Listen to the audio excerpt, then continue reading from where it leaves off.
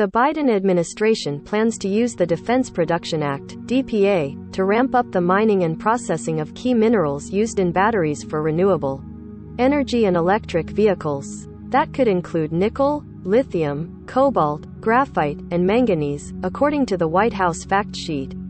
The president is also reviewing potential further uses of DPA, in addition to minerals and materials, to secure safer, cleaner, and more resilient energy for America, the fact sheet says.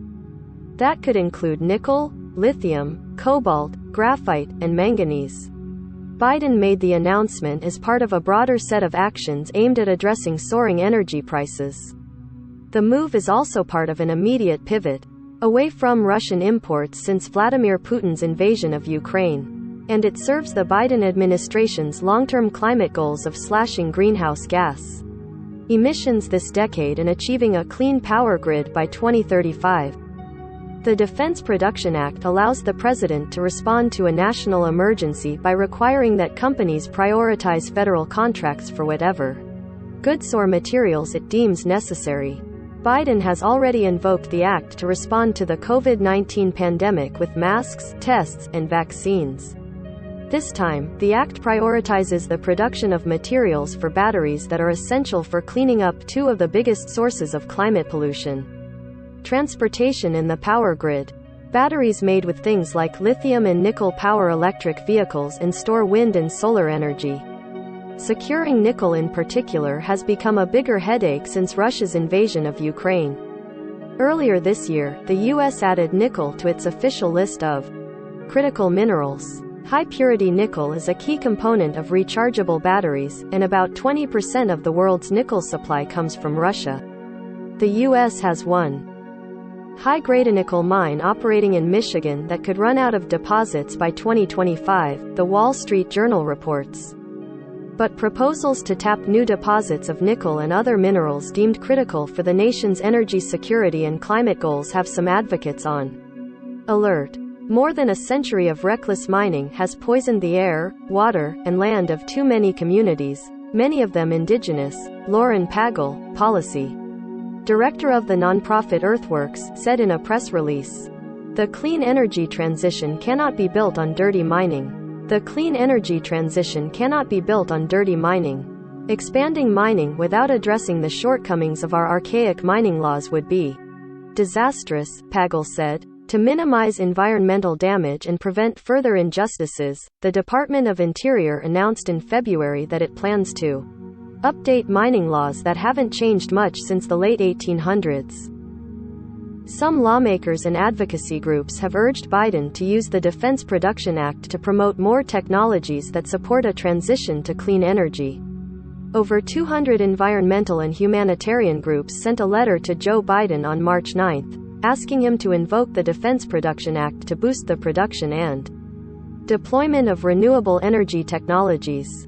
Democratic senators, including Elizabeth Warren, Cory Booker, and Ed Markey, sent a letter to Biden on March 23 suggesting the U.S. harness the Defense Production Act to support and increase manufacturing capacity and supply chain security for technologies that reduce fossil fuel demand.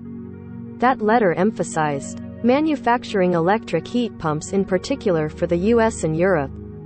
Electric heat pumps could cut down the need for gas and oil to heat buildings. Biden has already banned oil and gas imports from Russia. The EU, which is far more reliant on fossil fuels from Russia than the US, plans to deploy 10 million heat pumps over the next 5 years as part of an effort to cut down Russian gas imports.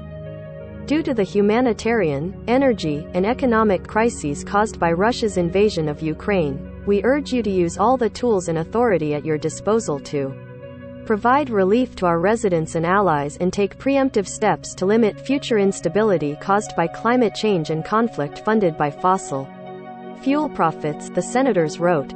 Securing supply chains for metals and critical minerals was already a top priority for clean energy advocates before the war in Ukraine stoked even greater concern. Lithium, cobalt, and nickel are needed to build batteries. Wind turbines need rare earth elements and aluminum. Solar panels are built with copper, silicon, and silver, to name a few crucial building blocks.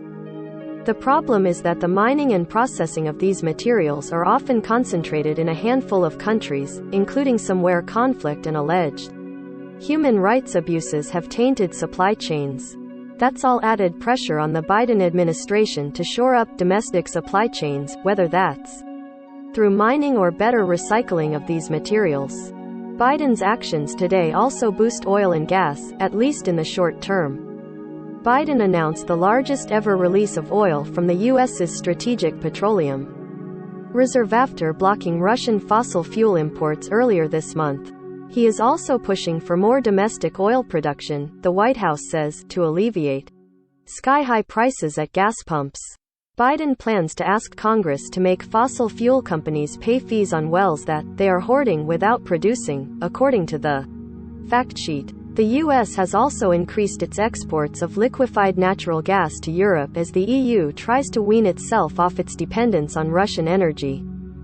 Related. Clean energy faces its own supply chain crisis. Related. 2021 was the year clean energy finally faced its mining problem. Related. New climate goals are going to need a lot more minerals.